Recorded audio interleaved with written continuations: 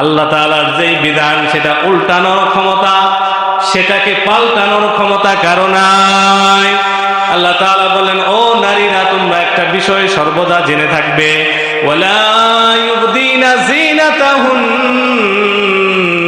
ওয়ালা ইউবদিনা যিনাতাহুন্না, নারীরা তাদের কোনো সৌন্দর্য কোনোভাবে প্রকাশ করতে পারবে না।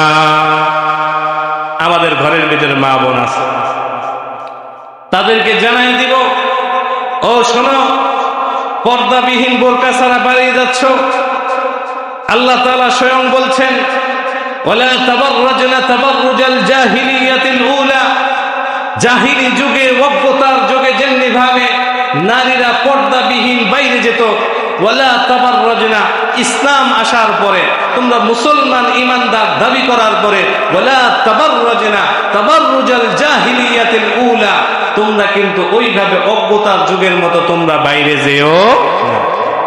আপনি যে আরেকজনের মা বোনকে দেখছেন, আপনার ক্ষতি হবে না?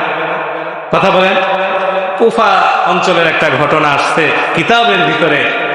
এক মুরব্বী লোক, সে তার সন্তান বলছে ব্যবসায় যাবে, বাণিজ্য করতে অনেক দূরে।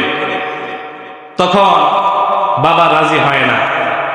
আমি রাজি হব ওই সময় যখন তুমি আমাকে এই প্রতিশ্রুতি দিবে যে তুমি সফরে গিয়ে, ব্যবসায় গিয়ে কোনো আল্লাহ তাআলার নাফরমানি করবে না, অবাধ্যতা করবে। সন্তান যখন রাজি হলো, চলে গেল।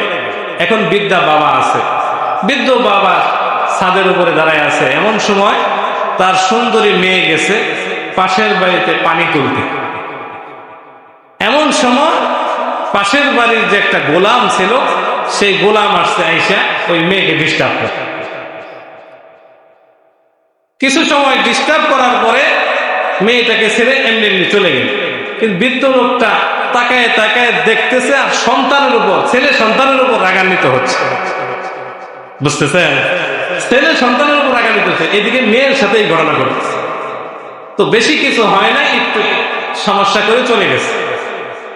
এবার ছেলে যখন সফর থেকে আসছে, আসার পরে সন্তানকে শক্তভাবে ধরছে, ধরার পরে বলছে, এই তুমি কি সফরে গিয়ে কারোর সাথে কোনো ডিস্টার্ব করছিলে, কোনো মেয়ের সাথে?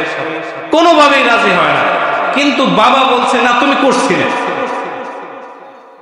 এক পর্যায়ে দেখলো বাবা কোনোভাবেই ছাড়ে না, এই জন্য বলছে যে একটু সমস্যা করছিলাম এক মেয়েকে।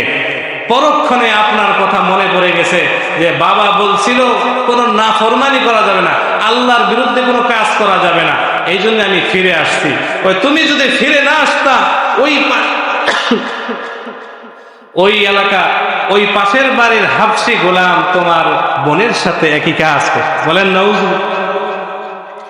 তিনি তার ভাষায় বললেন, কাদ্দাবি কাদ্দা, কাদ্দাবি কাদ্দা, ইজা জিদ্দা লাজাদ আস-সাক্কা। ও আমার কলিজার টুকরা সন্তান, একটুর জন্য তোমার বোনের ইজ্জত বেঁচে গেছে। কাদ্দাবি কাদ্দা, তুমি ওই জায়গায় থেমে গেছো। ইজা জিদ্দা, তুমিও যদি ওই মেয়ের সাথে অপকর্ম করতে, লাজাদ আস-সাক্কা, আমার উপরে এই অপকর্ম হতো, আমার মেয়ের উপর অপকর্ম হতো। সুতরাং যারা জেনা ব্যভিচার করে, যারা ধর্ষণ করে, তাদের দুনিয়াতেই আল্লাহ তাআলা শাস্তি দিয়ে দেন। বলেন ঠিক কিনা? সুতরাং সমস্ত কিছু বিবেচনা করতে হবে। আমরা মুসলমান, যেহেতু ইসলামের বিধান যাতে আমরা মানতে পারি, মানবো তো ইনশাআল্লাহ। আমরা ইমানদার, ইমানের বাইরে কোনো কাজ করব না, বেহুদা অনর্থক অযথা কাজ করব না, আমরা খেলার প্রতি বেশি উন্মাদ হব না। এটা উন্মাদ করতে চাই, এটা শয়তানের কাজ। আল্লাহ হেফাজত করুন, বলুন আমিন। আল্লাহ তাআলা মুসলিম জাতিকে হেফাজত করুন, বলুন আমিন।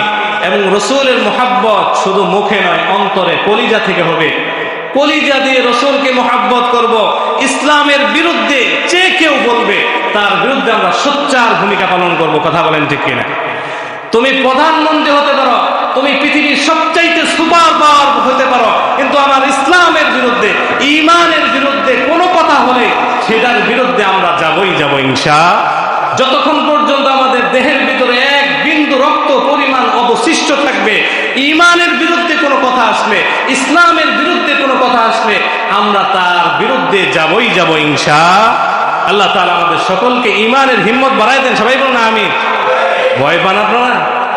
ভয় পান? এক আল্লাহ ছাড়া কাউকে ভয় পাওয়া যাবে? আল্লাহ তাআলা আমাদের সবাইকে সবার ঈমানের কুওয়াত, ঈমানি শক্তি বাড়ায় দেন। সবাই বলুন না আমি। আল্লাহ তাআলা আমাদের সবাইকে মৃত্যু পর্যন্ত যে কয়েকদিন বেঁচে থাকবো ঈমান ইসলামের পথে, রসূলকে ভালোবেসে, ইসলামকে ভালোবেসে, কোরআনকে ভালোবেসে, সুন্নাহকে ভালোবেসে, মুসলমান মসজিদকে ভালোবেসে, মাদ্রাসাকে ভালোবেসে, আলেম ওলামাকে ভালোবেসে আল্লাহ তাআলা কবরে যাওয়ার তৌফিক দান করুন। সবাই বলুন না আমি।